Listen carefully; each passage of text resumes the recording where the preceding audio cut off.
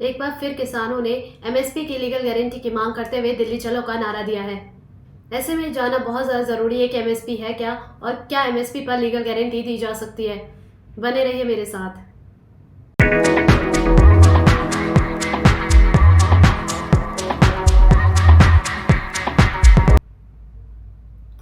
नमस्कार, मैं हूं शिवांगी पांडे। सबसे पहले जान लेते हैं कि एमएसपी है क्या। एमएसपी किसानों को फसलों में दी जाने वाली एक गारंटी है जिसके तहत सरकार जो है वो फसलों की कीमत तय कर देती है। सरकार द्वारा 23 फसलों पर एमएसपी दी जाती है। अब जान लेते हैं कि भारत में एमएसपी शुरू कब हुआ। 1960 के दशक में भारत अकाल जैसी स्थिति का सामना कर रहा था। उस समय कृषि क्षेत्र जो है वो इतना मजबूत नहीं था, वहीं जनसंख्या वृद्धि भी जो है वो तेजी से हो रही थी। उस समय अमेरिका द्वारा PL 480 जैसी स्कीम चलाई जा रही थी, जिसके तहत भारत जो है वो अनाज अमेरिका से आयात करता था। लेकिन 1966-67 में अमेरिका ने शिप टू माउथ की पॉलिसी जो है वो लागू कर दी। इस पॉलिसी के तहत अमेरिका ने कहा कि भारत को केवल उतना ही अनाज निर्यात किया जाएगा जितना कि वहां की जनता का पेट भरा जा सके। इसी पॉलिसी के बाद केंद्र सरकार ने कृषि क्षेत्र में आत्मनिर्भर बनने का जो है वो निर्णय लिया और तब शुरुआत हुई हरित क्रांति की।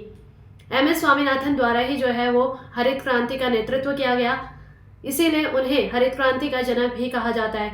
हाल ही में भारत सरकार ने MS स्वामीनाथन को मरणोपरांत भारत रत्न देने की घोषणा की है। MS स्वामीनाथन ने ही जो है भारत में HYV सीड यानी हाई यील्डिंग वैरायटी बीजों का जो है वो इंट्रोड्यूस करवाया, जिसका मुख्य उद्देश्य भारत में उत्पादन को बढ़ाना था। इसी के प्रयोग को बढ़ाने के लिए MS स्वामीनाथन ने केंद्र सरकार से किसानों को MSP देने की जो है वो मांग की थी। उनका कहना था कि अगर किसानों को MSP दी जाएगी तो वह उन्नत बीजों का प्रयोग करने के लिए प्रोत्साहित होंगे। शुरुआत में केंद्र सरकार इस नीति के पक्ष में नहीं थी, लेकिन कृषि क्षेत्र में बदलाव करने के लिए सरकार ने इस नीति को मंजूरी दे दी। अभी जान लेते हैं कि MSP तय कौन करता है। भारत में MSP CACP यानी कि कृषि लागत और मूल्य आयोग द्वारा तय किया जाता है।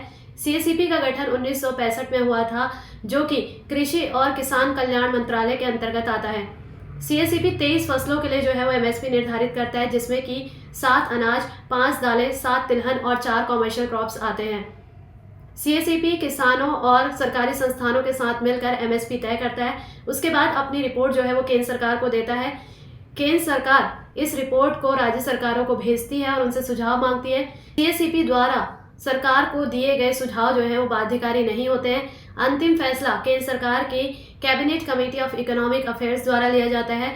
वही जो है वो MSP का तय करती है और FCI और NAFED जैसे संस्थान जो है वो MSP को इम्प्लीमेंट करवाती है। MSP को कैलकुलेट करने के लिए 3 फॉर्मूले का प्रयोग किया जाता है, जो कि है A2, A2+FL और C2। A2 यानी कि जब किसान खेती करने के लिए बीज, उर्वरक, सिंचाई आदि पर जो भी खर्चा करता है उसे इसमें शामिल किया जाता है।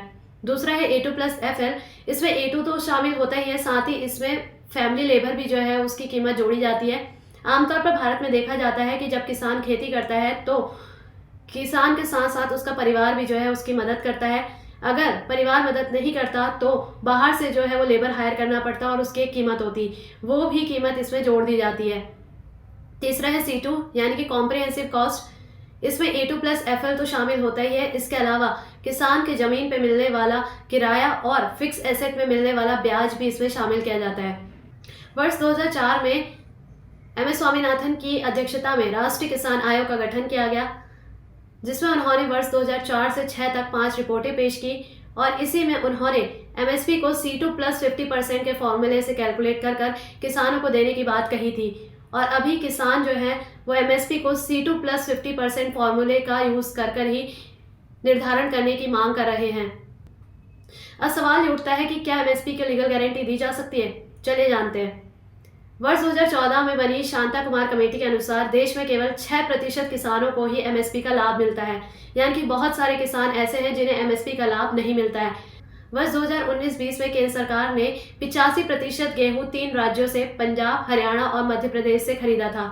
वहीं वर्ष 2021-22 में केंद्र सरकार ने 2.75 लाख करोड़ की कीमत पे MSP पर अनाज को खरीदा है, जिसमें आमतौर पर गेहूं और चावल ही शामिल हैं। अगर सरकार जो है MSP को लीगल गारंटी देती है तो सरकार को 10 लाख करोड़ रुपए अतिरिक्त खर्च करने होंगे।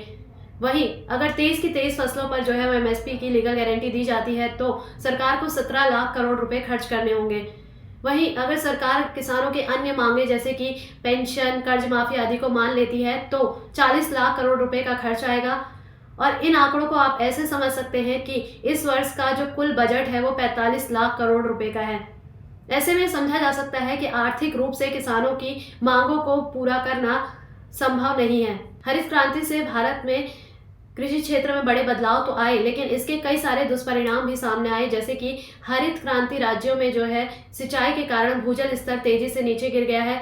वहीं फर्टिलाइजर के प्रयोग से ऊपरी मिट्टी जो है वो खराब हो चुकी है। ऐसे में सरकार लगातार किसानों से फसल विविधीकरण यानी कि क्रॉप डाइवर्सिफिकेशन के लिए जोर दे रही है। इसके अलावा सरकार ने किसान सम्मान निधि जैसी योजनाएं लागू कर रखी है और सरकार को इसी तरह की योजनाओं पर विस्तार करने की जरूरत है जिससे कि किसानों को सशक्त किया जा सके। आज की वीडियो में इतना ही, फिर मिलेंगे किसी नई वीडियो के साथ, तब तक के लिए धन्यवाद।